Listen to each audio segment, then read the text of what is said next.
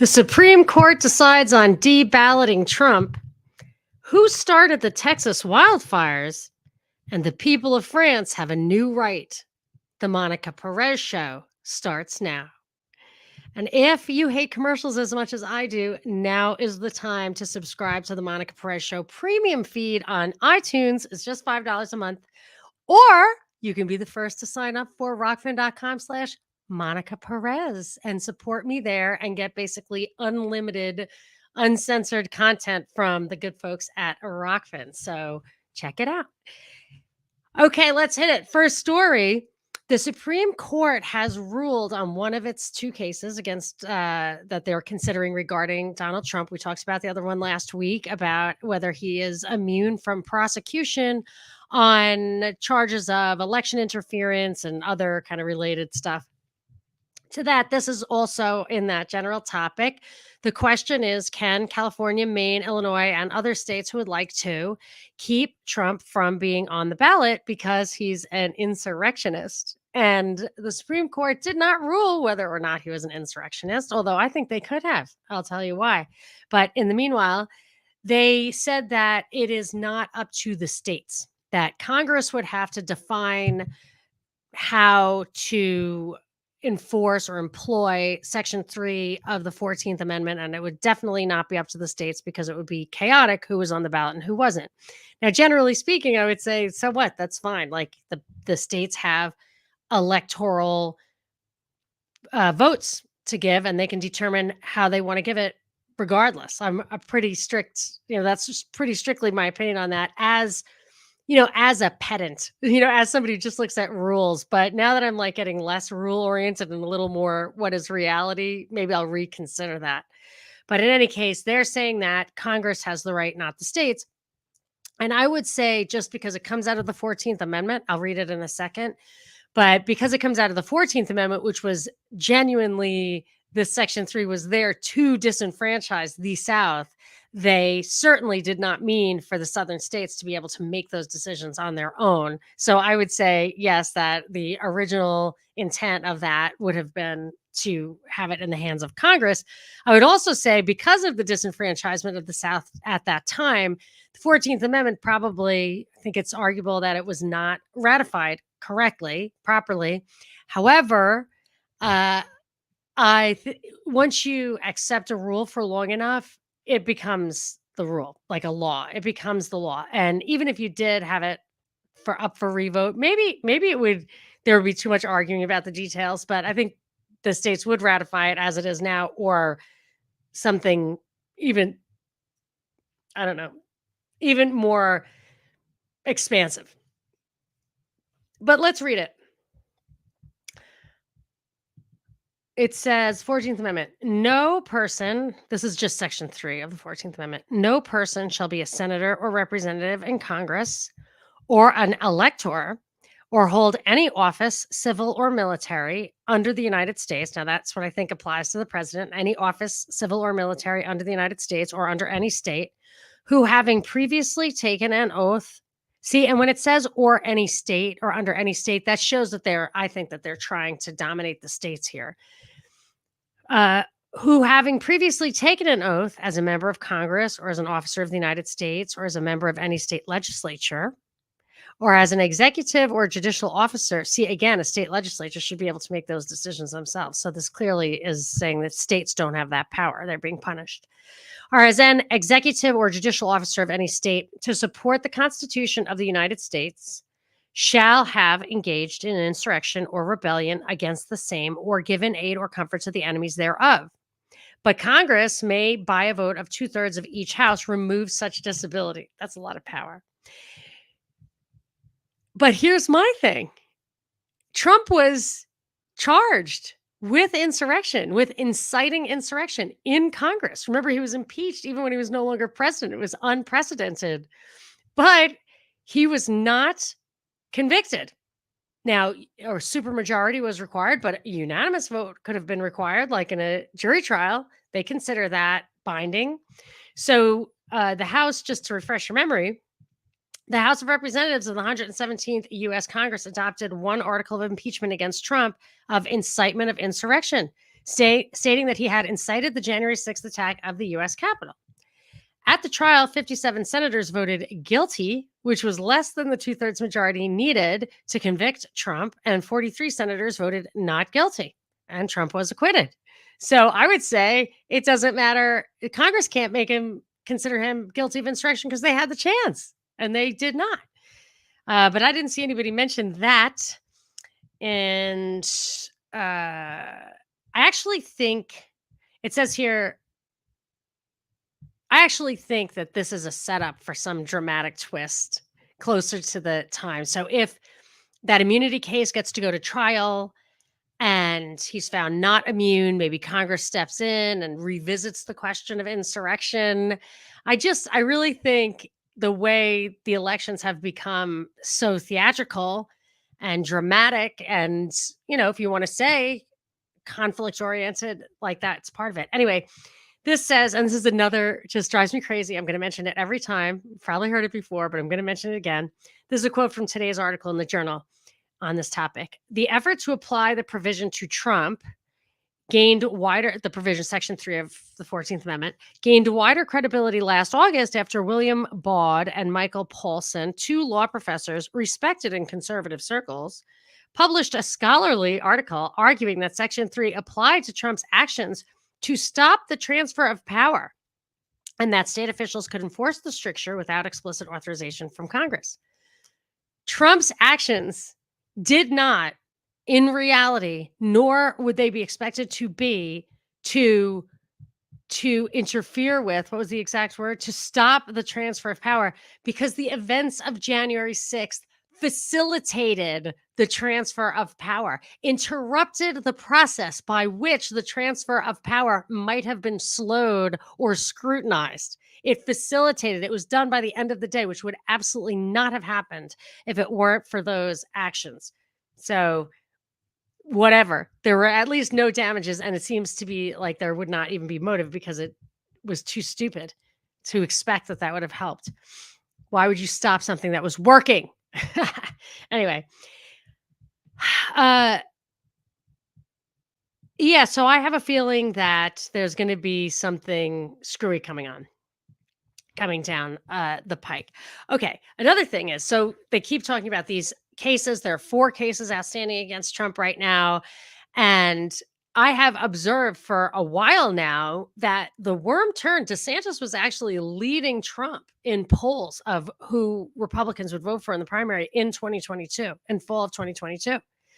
And it's when all this chatter and then like the dramatic arrest and all of that stuff, it seemed to me, observing at the time, that the worm turned there and Trump just absolutely galloped ahead of DeSantis. But I pulled some stats on this just to see if my memory served. And it says that,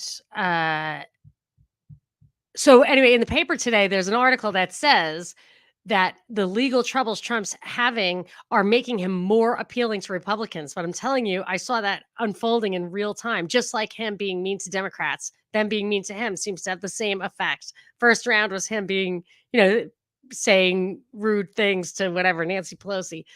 Okay, so in December 2022, there was a Monmouth poll that showed DeSantis leading Trump 39-26. So December 2022. In February 2023, it was 53-40 DeSantis to Trump. But by March 21st, it was 41 Trump, 27% of the polled Republicans, I believe they were all Republicans, wanted DeSantis. So the worm turned between December, almost reversed between December and March a year ago. So this says that on March 30th, 2023, Trump was criminally indicted on 34 felony counts of falsifying business records in tandem with an alleged catch and kill operation to suppress negative press during his 2016 campaign, largely revolving around the hush money payment to pornographic actress Stormy Daniels. That is ongoing. But there was a lot of chatter about that beforehand. And in December 2022, the Trump Organization two of his subsidiaries were found guilty of 17 charges, including tax fraud. So you could see the persecution emerging. And I remember people talking about it. And I just noticed that his popularity just started blowing up. So in this article though today where it says like what people how this is having a positive impact on people's desire to vote for him, here are just some of the things people were saying, not necessarily quotes, but his ability to endure these blows, these attacks convinced people that he was a very strong candidate, like physically strong person, stronger than Biden anyway. Best man for the job, even in the Republican field. Political persecution by his enemies that gave them, wanted to champion him. His fighting made him seem younger and more fit. Here is a quote. A mother, an active duty member of the Air Force, said she likes how Trump talks about the strength of the military, about bringing jobs back to the U.S. and blocking China from buying land in the U.S. Outside of a Target where she was buying diapers, just to set the stage, she was middle class, whatever, lower middle class. She said that Trump has been attacked and that I think that's middle class. I go to Target. She said that Trump has been attacked and that she likes to see him push back, calling it hilarious and ballsy. And they talk about him having, a second term, which they would like to continue his work. But I think that the second term of a president does not usually continue the good work that you're electing him to continue, just in my observation. Anyway, but today is Super Tuesday. Maybe I should have led with that. It is Super Tuesday. And almost 1/3 of the delegates of the Republican convention will be awarded today. And Trump could clinch the nomination by a week from today, next Tuesday at the earliest, but maybe 2 weeks from then. Looks like he's on track for that. He can't clinch it today, but he could clinch it next week. Now, Nikki Haley is participating in today's primaries, but after today, she has no events booked, no ads paid for, apparently. But I don't know if I've mentioned this before. I don't think I went through this, but there's a CNN article. Now I looked for it, but it was out just recently. It says, what happens if a candidate drops out during a primary, between the primary and the convention, between the convention and the election? And just back in the envelope stuff, it said if a candidate drops out before the convention, so say Trump had all the delegates he needed or whatever he needed to get the nomination at the convention, but he dropped out, the delegates on the floor would likely make the decision. So then it really matters who your delegates are. And that was true. That's been true now and again, actually. That has been true now and again. I mean, I think they always have the power. They just don't realize it. And I used to, on WSB, I had 2 different delegates call and say one was basically punished for life, Catherine Bernard, and another guy he told me the skinny, like the pressure to vote for one over the other, I can't remember what election it was really hard to take. So it matters who your delegates are, believe it or not. And then the other thing is if it's after the convention, for the Democrats, the DNC would make the decision after consultation with members of Congress and governors in the party, but the RNC would just pick. Now, people don't think that would be Nikki Haley because she seems to be having a weak showing. Maybe DeSantis gets it. I don't know, but I don't know what's going to happen. I'm terrible at predicting the outcome of these things. But, when you read these articles and you see these threads dangling, you just got to wonder who's going to push what, who's going to pull on what thread. All right, so that's like the big story, and I've got lots of quick hits today. So let's see what we've got on just one-off stories, no deep dives. Okay. Right, so there are these wildfires in Texas. Last I heard, there were 6 separate fires started, worst in history, and of course, it is absolutely scorching the earth of cattle country. It's awful. And of course, we know that cows are under attack, that meat is under attack, especially grass-fed cattle is like the best nutrition you can get. And it's under political attack left and right. It was under actual attack during COVID as well. So you have to be suspicious when something on the agenda is being facilitated by, a worst ever tragedy. And I get further suspicious when it's a governmental or quasi-governmental entity that started it. And I noticed that in California, I was talking about this, and some citizen took a video of a municipal truck that had burning trash in the back of it. It was like a garbage truck, and dumped its burning payload into dry brush on the side of the road and started a fire. But the citizen blew the whistle, and that one was stamped out, but it was during a time when there were crazy fires. I've seen myself and I've heard people say that the fires haven't been attacked until they've spread a bit, so they don't even try to fight them. And PG&E had to pay $117 million charge for their equipment or their lines causing the fire. And these stories are hard to sift through, because then they use that as an example or as an excuse for giving us preemptive rolling blackouts, which is outrageous in my opinion. Outrageous for a couple of reasons. First of all, it gives them carte blanche to turn off your power anytime, and I don't trust them with that power. And when you turn off people's power, they use candles. It is not safer as a general rule to use candles instead of electricity. I find it hard to believe. Or people make outside fires, maybe. I mean, I want to see the data on that. And that folds in, of course, to the agenda of climate change and getting us off the grid and all of that. So today there was a lawsuit filed against the utility and the maintenance company, XL Utility, which is publicly traded, so its stock is taking a hit. But another thing that makes me suspicious is when stories reflect other stories. So Hawaii has something like that, where deteriorated poles were supposedly the cause of the fire, although the utility company said we had turned off the electricity then. So you don't really know the answer, but that's what these Texas utilities being accused of. They've been asked to preserve this one pole in its condition because they're being sued by homeowners and that kind of thing. So, when I see that, I don't know what the truth is, but it's just suspicious to me. I mean, there should be protocols and they should follow them. And they don't seem to have done so. And especially after Texas had that awful freeze, which was highly suspicious, in my opinion, you would think that the utilities would be worried about scrutiny and paying a little more attention to this. Who knows if it's a real story or a false story trying to cover up even more nefarious stuff. Australia had terrible wildfires, and there were many reports with evidence of arsonists, many arrests for arson. So I don't know what really happened, but it's fishy. And here's another thing that was in the news today about not following safety protocols. So Boeing, here's a quote from today's newspaper about Boeing.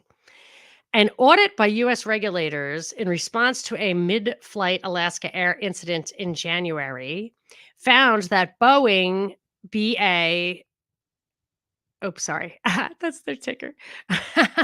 That's in the Wall Street Journal article. Allegedly failed to comply with quality control requirements in manufacturing.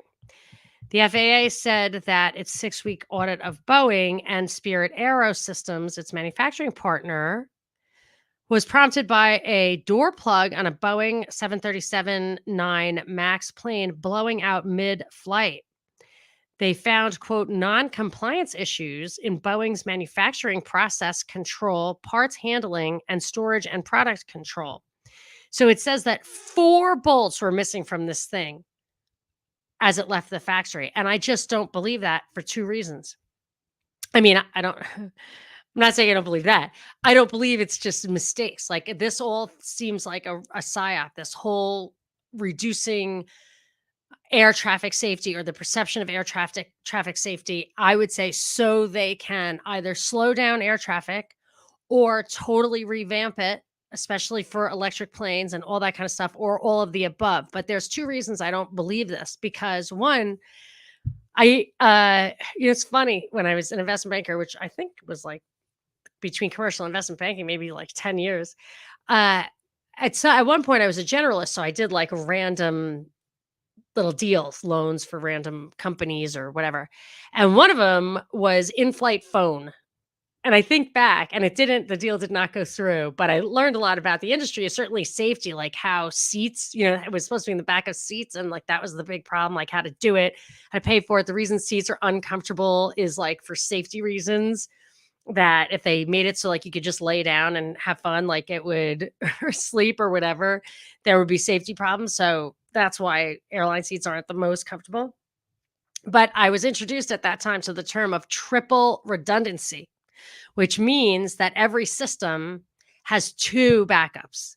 Now, maybe it's less safe now. There are less redundancies now. I find that hard to believe. Another dated but very nice little way to learn about the Boeing factory in California, which I will put in the show notes, is Huell Hauser's California's Gold.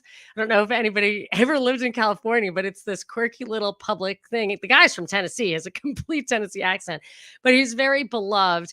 And he just goes to different people and places and exposes, some fun stories in California. And one of them was at the Boeing factory. And I remember watching it thinking like that one person is responsible for a bolt, and that's all he or she does like the entire time. It's crazy. So you can't get all of these episodes, but I found it and I'll put it in the show notes. It'll probably get taken down soon, because once you look at it, you're just like, holy cow, like Boeing is buttoned up. That's for sure. So I find this difficult to believe. I'm not saying it's not true. I just find it difficult to believe.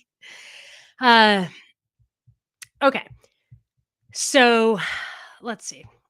Speaking of airlines, there has been this attempted merger between JetBlue and Spirit Airlines for a while now, and the Department of Justice has been trying to stop it.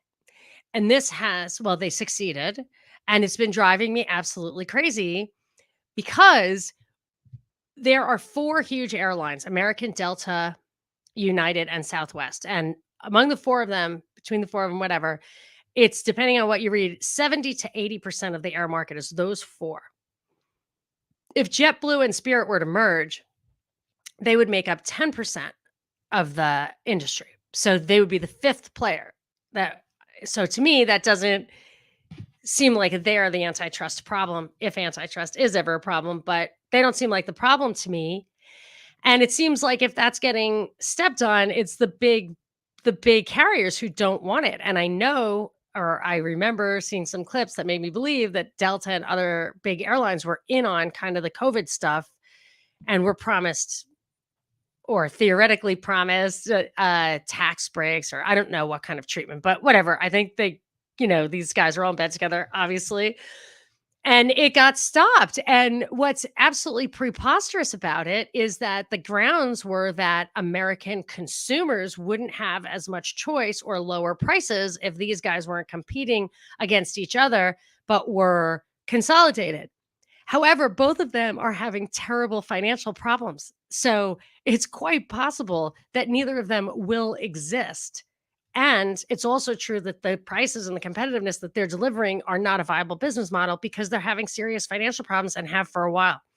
So they also, I think it was the DOJ stood in the way of American Airlines partnering with JetBlue in certain regions. And I'm guessing, maybe they stood in the way of the Spirit thing. I don't know, but it's absolutely preposterous. The guy, the head of the Spirit Airlines, said that I think that might have been the word he used, but it was totally my idea too.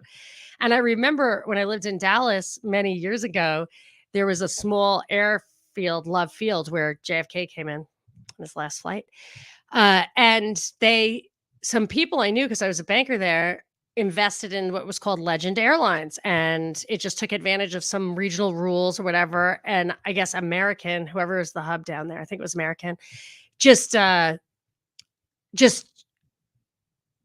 made the prices that they charged absolute rock bottom, totally like impossible to cover costs, just to drive Legend out of business. And I was like, hey, I'm a free marketer. You can do stuff like that. However, that's completely anti-competitive behavior, and it should never have passed the muster. But I don't remember there ever being any compensation, or like Legend was gone forever. So I've always been kind of sus of the airlines as an industry anyway. Okay, so I want to take this. I'm not taking it's too distracting for me to look at comments during the first half hour. Let's see. But somebody said something. There you go. That was relevant to my next story. Frightening me says Vicky Nuland is a blood soaked monster. Good riddance. That is true, but that's more of the punchline to Angus Mustang's Victoria Nuland to step down. Ding dong, the witch is gone. Yes. Okay. So Vicky the Noodle, as I like to call her, because I think that would be her mob name. Therefore, that's my name for her. Although she goes by Toria. Toria. That's how Anthony Blinken, Secretary of State, said goodbye to her. Toria. It's totally inappropriate. You know what I mean? It's so chummy and unprofessional. How about that? Anyway, but it doesn't matter. The most important thing is that she's leaving. Oh my gosh, the Russian foreign minister called it an admission of failed U.S. policy toward Russia. She says, because I don't know if you guys remember, I've been covering her since 2014 because she orchestrated that coup against the democratically elected president Yanukovych about the gas deal and the gas and bond deal that he had struck on his people's behalf with Russia. And then she came back and talked about how they were replacing the government of Ukraine. She did that in a not televised, but a recorded, which I saw, meeting with that literally on the back of the wall. It says Chevron and I think Exxon or something, so she's telling the oil companies that, mission accomplished, or we're close to getting the mission accomplished. We spent 5 billion US tax dollars to, change civil society in Ukraine. So she did it. There's a hidden audio of her telling Jeffrey Pyatt, I think it was, that this is how we're going to rearrange the government there. We're going to put Klitsch in the outside to rally the Nazis. No, Klitsch doesn't rally Nazis. Tanybook rallies Nazis. Klitsch was going to be the mayor of Kiev on the outside, kind of calling the shots, while Yatsenyuk takes the actual president's chair, even though he will be taking orders. I mean, it's just great. And all those people did end up being in those roles. It's really, really amazing. I don't know if you guys heard that. I'll see if I can find that for the show notes, if I can remember. So she says, spokeswoman Maria Zakharova said, they won't tell you the reason, but it is simple. The failure of the anti-Russian course of the Biden administration, Russophobia proposed by Victoria Nuland as the main foreign policy concept of the United States, is dragging the Democrats to the bottom like a stone. So Vicky the Noodle and her husband, Robert Kagan, have some connection to that region. I will tell you that, okay, let me just say what her blurb is here. Nuland, a career Foreign Service officer who served as Assistant Secretary of State for Europe during the Obama administration, but retired after Donald Trump was elected, returned to government as Undersecretary of State for Political Affairs in the Biden administration. But she was also a security advisor, if I recall correctly, to Dick Cheney. She's got administrative roles or ranking roles in Brookings Institute, the National Endowment of Democracy, which is a CIA front. Oh, okay. So her father's father, her paternal grandfather, his name was Noodleman. That's why I call her Vicky the Noodle. And he was from Bessarabia, which part of Bessarabia is in Ukraine. So let's say she's Ukrainian. And her husband, Robert Kagan's extremely, extremely, let's say, influential, if not powerful. Okay, that's my 30 minutes. After this, we'll do some comments, and then I've got a couple more stories. So Robert Kagan is a high-ranking guy at Brookings Institution. He was a founder of PNAC, which did 9/11, I think is predicted that there needed to be a 9/11, and people in PNAC seem to have orchestrated it. I don't know. Okay. So, well, let's just say there's no doubt in my mind. Okay. That's all. I didn't mean to say I didn't know. I'm just saying there's no doubt in my mind. Okay. So, and if you want to know about that, do look at a new Pearl Harbor by Massimo Matsuko. It's like a 5-hour documentary. It's riveting. But what I think is funny is that Robert Kagan's name Kagan means king in Khazarian, and Khazarian is the 13th tribe that supposedly migrated to Ukraine and Eastern Europe and had converted to Judaism and maybe are Ashkenazi. I'm not sure it's the same. I have to ask Courtney Turner. She did a whole show on that. Anyway, but his father was a Lithuanian. Anyway, his brother is the head of or is at the American Enterprise Institute. He taught at West Point. I mean, you get the picture. I'm not going to miss Vicky the Noodle. However, they're almost always replaced by somebody worse. Not that I've ever seen anyone worse than her, but okay. So let's just see if anybody's got any comments right now, and then I'll go to my last stories. Hello, CFR Network. Yes, exactly. Frightening me was all over it. I am well. Thank you so much. So, yes, the Khazarians are the ancestors of the Ashkenazi. So, in Israel, I had an Israeli friend when I was in college, and he was Sephardic. So, he looks like more like me. And because I have Syrian descent, that makes me a Semite. And that's what there's, he really looks kind of like an Arab. He didn't care. That didn't bother him. Okay. So, yeah, Angus says, when do people like Nuland ever face justice for the crap they do? Well, I think if not sooner, I think St. Peter will take care of that. Okay. Southwest has a hub. Where? Oh, sorry. I'm reading this backwards. Never mind. Okay. I'll have to get some help reading comments. Let's just get on with the last story. It's just a couple of quick hits. Today was a quick hit day, kind of like the top 10 headlines of the day. So, one thing I noticed was this was two reproductive stories on the cover of the Wall Street Journal today. One is that and of course it has to be Dublin based, Ireland, Catholic country. Perrigo has shipped O-Pill to major US retailers and expects it to be widely available by the end of the month. It is a birth control pill that is available without prescription. Now, why would you want that? Because it's so easy to get birth control. And if you get it on a prescription, your insurance pays for it. And everybody has insurance because of Obamacare. Am I right? Or Medicare, Medicaid. Who can't access insurance for this?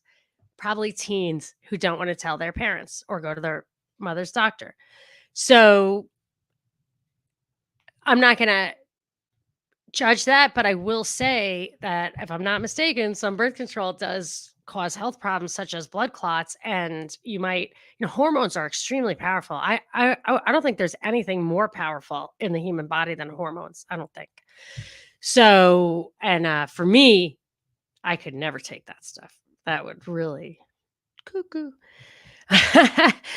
This says O-Pill is shown to be 98% effective at preventing pregnancy when used as directed, which is if the target audience is teens using it in secret. Now, they're not saying that's the target audience, but I'm just thinking that's going to be the people who use it, may not understand the importance of using it as directed. It would beat out other OTC over-the-counter methods such as condoms and spermicide. Other prescription methods that require doctors to visit, such as IUD, are more effective. Now, used to be IUDs, which are intrauterine devices, were not given to women who had not had children. I think I don't know what. I don't know the details, but they do it now. Ouch. That's all I can say. Okay.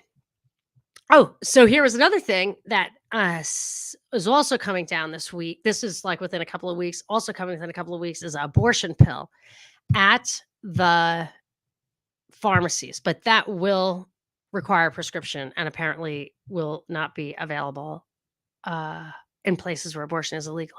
But still, like, that's kind of grotesque if that's what people use for, a birth control method. And I think people do. And anyway, so another Catholic country, France, paving the way by becoming the first country in the world to explicitly enshrine abortion rights in its constitution after French lawmakers overwhelmingly endorsed the change in a historic vote in the Palace of Versailles on Monday. It was passed 78 to 72, 780 to 72 in a special joint session of Parliament. And it guarantees the freedom to have recourse to an abortion. And this article says that according to YouGov, 2/3 of the population are in favor of this. And I would say, I'm assuming that they made the poll skew towards maximizing approval of this. So I'm going to say maybe it was just 50-50. I don't know. Macron had pledged to make abortion an irreversible right after the U.S. Supreme Court eliminated the constitutional right to an abortion, overruling the 1973 Roe versus Wade decision. That was a quote, and I object to it. First of all, I will say that what this is saying is that the French constitutional amendment was spurred on by what happened here. And I would say our constitutional amendment is going to be spurred on by the same thing, which is overturning Roe versus Wade. But I really don't like the way the Wall Street Journal worded this. It said the Supreme Court eliminated the constitutional right to an abortion.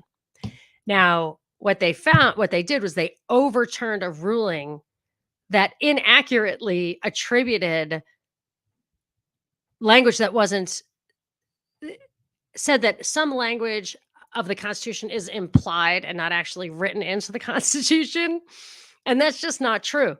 So what they did was, they did overturn a prior decision, but I would not say that, you could not say they eliminated a constitutional right, because what they were saying is the constitutional right never existed. But I think it will, because I am afraid that this is, a precursor. It says that the time limit on elective abortion is 14 weeks of pregnancy, which is where I think that was basically where the Supreme Court did not allow states to legislate under 15 weeks. And I feel like states push the envelope to force a renewed ruling on Roe versus Wade, perhaps with the best intentions, but these things can backfire. Here's a quote from the French Prime Minister, Gabriel Attal. Am I so out of touch that I don't know the current Prime Minister? Because I didn't recognize that. Yes, the freedom to have an abortion remains under threat. Our rights are inherently threatened, inherently fragile. Talk to American women about it. He says his message to women is clear. Your body belongs to you, and nobody has the right to control it in your place. Although I will say, buddy, they did have a pass sanitaire for the COVID vaccine. So a pass of sanitation, a cleanliness pass. Sounds a little fascistic. Anyway, if you wanted to actually do anything, you did not have the right to control your own body. I think that's been revoked since then. But anyway, so that is it. That is it. Long-term hormone use is terrible for you. That's true. And if I did believe in the FDA, I would say that this is something they should care about. But the FDA is captive. So what I would rather is tort law. So if you have a huge chain like CVS and they sell something that kills people, they should be liable. There should be tort law, I think.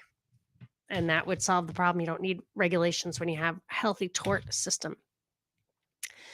Oh, yes. Love Field is a hub for Southwest. Yes. But yes, that's true. But it was American that, you never know if these people collude. Anyway, all righty, sweeties. Thank you so much for coming, for listening, and for commenting. And you can find me at MonicaPerezShow.com, Rockfin.com/Monica Perez Show, at Monica Perez Show on Twitter, LinkedIn. No, not LinkedIn. Yikes. I don't like LinkedIn. Linktree under Monica Perez or Monica Perez Show. I should probably know that one. Anyway, thank you so much for coming and listening. This is Monica Perez signing off.